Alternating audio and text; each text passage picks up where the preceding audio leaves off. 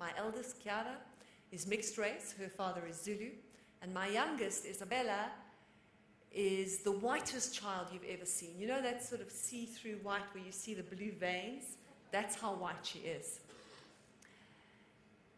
And her father is Jewish, and I'm Italian, and we all have different surnames. So when we travel on an airline, nobody believes us that we're one family, so they always seat us apart, you know, the Levitasses and the Pattas and the Mzizis. But we are a family. We are a uniquely South African family. My children go to school with children of all different races, and they all have the same snotty little noses and the same little heartbreaks. You know the heartbreak of the threesome. When you're 4 years old, it's very difficult to play with anyone other than one other person because the third person's heart is always getting broken. They don't see race in the way we do. My eldest was trying to describe somebody at school, and she was saying, you know that boy, he always wears a red shirt, his name's Michael, and he always carries a soccer ball. I said, what does he look like? And she couldn't describe it. I said, okay, point him out to me at school. She points him out. This child's the blackest child I've ever seen. Like blue, black, navy, black, black. I'm like, he's very black. She said, oh, is he? They don't see race in the way we do. You know, when our Italian cousins come to visit, you know how precious Italians are. Cover up, you know, put the jersey on, it's cold outside, wear shoes, don't swim for 20 hours, don't swim for 20 hours after you've eaten. You know how they are. My children go outside, they play in the sun, they're literally sun-kissed, they're eating the worms, they're running barefoot, they're not afraid of the dark, thanks to Eskom. And they're not afraid to look you in the eye and tell you exactly what they think. And quite frankly, they don't think too much of me. My eldest was watching me on television the other day. She said, I've got 2 words for you, Mama. And I'm thinking, okay, here, the love's going to come. You're great or something. Split ends. And then I'm faffing, and I'm not really watching the show because I've seen it 20 times, and I'm just watching it go out on air. I don't always let her watch Third Degree, by the way. Sometimes it is age appropriate. I'm making tea, and she says, do you also find your show really boring? They're not afraid to dream big, as only African children can. We had a terrible tragedy. Our little kitten was killed by the next-door neighbor's dog, and we were all sobbing. I said, don't worry, my babies, we're going to get another cat. After about 2 days, my youngest comes, and she said, you know how children are, they're quite ruthless. They get over things very quickly. I've been thinking, I don't think we should get another cat. I'd rather have a giraffe. And she'd worked it out. The giraffe could kick the dogs should they attack again. And bonus, she could ride it. I didn't have to take it to school anymore. Our children dream big African dreams, and they know the difference between right and wrong. It's an incredible place to bring up children, South Africa. My 9th point is that I think it was Danny Jordan who said that South Africans are slow to believe, but when we believe, we are true believers. And it's so true, isn't it? Think about the World Cup. We bitched and moaned and, oh, we're not going to be ready, na. And we're a peculiar bunch, South Africans. We only love ourselves when other people love us. So it takes foreigners to come here and, oh my God, you've got such fantastic weather, it's so great. Like, yeah, actually, we are quite great. We don't love ourselves until other people love us because we don't see what is right in front of us. We put on a phenomenal World Cup. Not because the government told us to. Nobody told us to put flags on our cars. We just did it because we wanted to. We love coming together around big ideas. We love being a nation. And I want to take your mind back to 1995. You've all read Invictus, I'm sure, or John Carlin's book, Playing the Enemy, and seen the movie. Nelson Mandela had just become president, and he calls Francois Pienaar into his office, this big, blonde, burly son of apartheid. He sits him down and says, Francois, we're going to win the World Cup. Now, Francois doesn't know what's going on. He's like, okay. He's seduced and charmed by Nelson Mandela. We're going to win the World Cup. But Mandela had a problem. He now had to convince his own people. So he goes to a big meeting of the ANC, says, we're going to win the World Cup, and we're going to unite the country around rugby. And not only are we going to do that, we're not going to get rid of the Springbok emblem, which there was a big debate about. I know there's another one now. He was booed. Nelson Mandela was booed by his own people. But he's a seducer and a charmer, and he won the round. And so we found ourselves on our way to the World Cup. And something interesting started happening. We started winning, right? And And it was quite a nice feeling, wasn't it? Winning the World Cup matches up until the final, where we had to play the All Blacks. And how many of you were in the stadium that night, that afternoon? You remember? It was pretty much all white, still 90% white. Nelson Mandela walks in wearing the Springbok rugby jersey.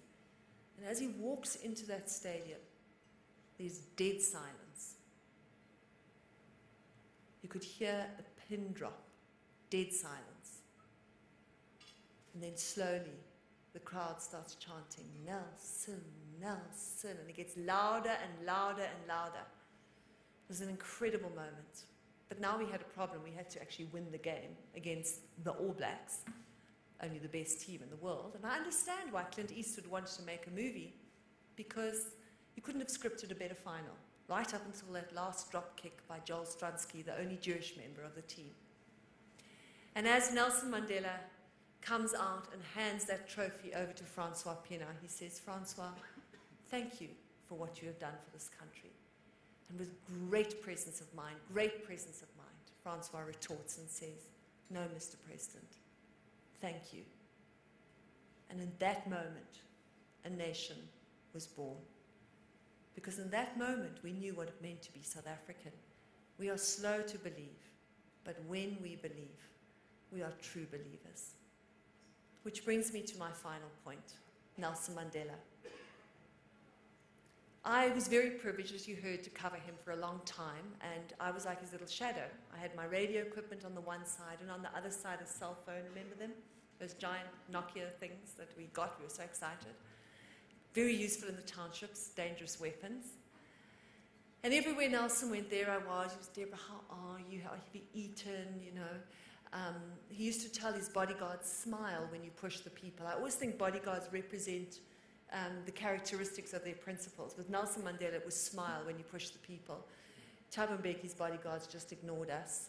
Jacob Zuma's kick us out, and Robert Mugabe's tend to throw us in jail generally.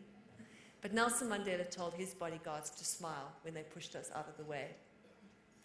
And I saw, as I followed him around the country, this incredible combination of an African prince and a Victorian gentleman and a pop star all rolled into one, because everywhere we went, people's legs would turn to jelly, including Betsy Verwoerd's.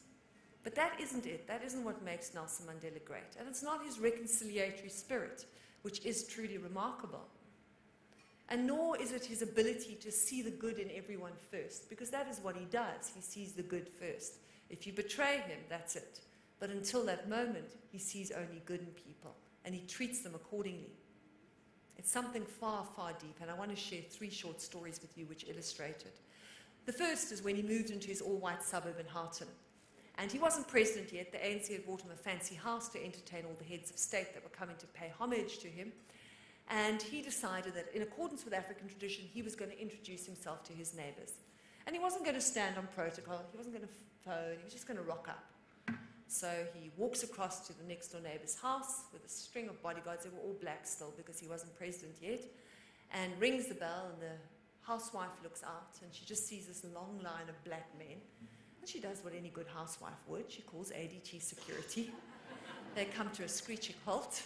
And there's Nelson Mandela bearing a chocolate cake. Another day, we're driving back from Pretoria. It's one of those rainy Gauteng days, you know, the kind. And there's this woman on the side of the road, her car's broken down. She has a flat tire. So Nelson Mandela thinks, I've got an army of strapping young men. Let me stop and help her. Now, the number one principle, the number one rule, when you are bodyguarding a principal, is no unplanned stops. It was early days. Mandela could have been assassinated. Not everyone loved him. He was still the terrorist in chief to many. So he sends a message, we're going to stop. They come back and say, absolutely no way, Mr. President. He says, listen, I'm the president. We're going to stop. Can you imagine? Just put yourself in that woman's shoes.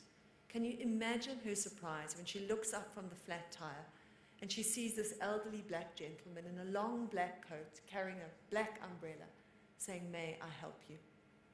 And it was a kind of story that didn't make it into the newspapers because it happened all the time. Because that is who Nelson Mandela is.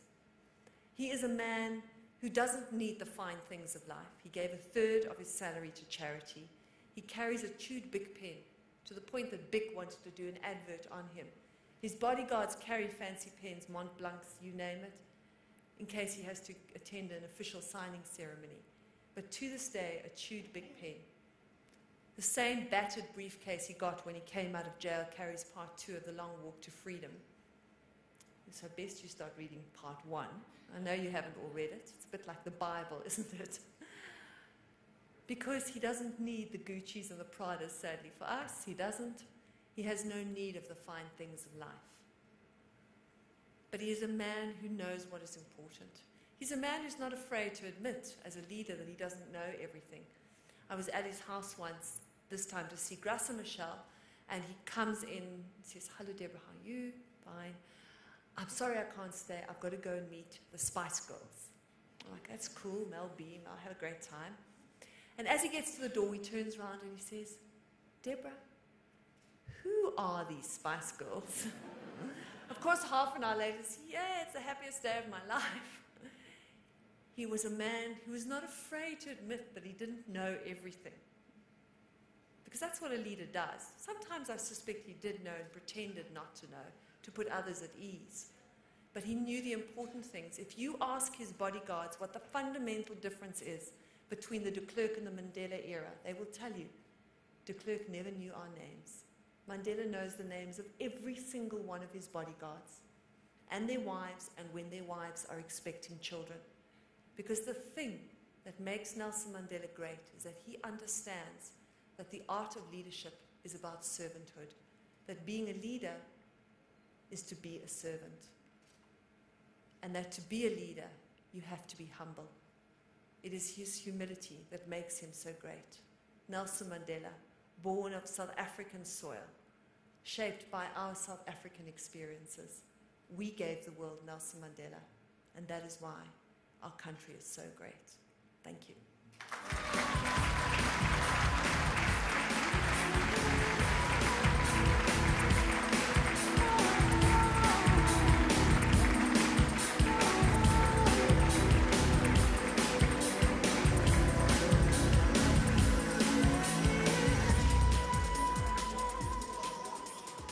Ladies and gentlemen, I think a huge round of applause for Debora Patta.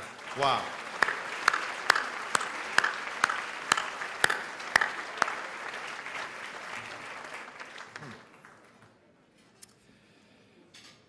Phew, that's a tough act to follow.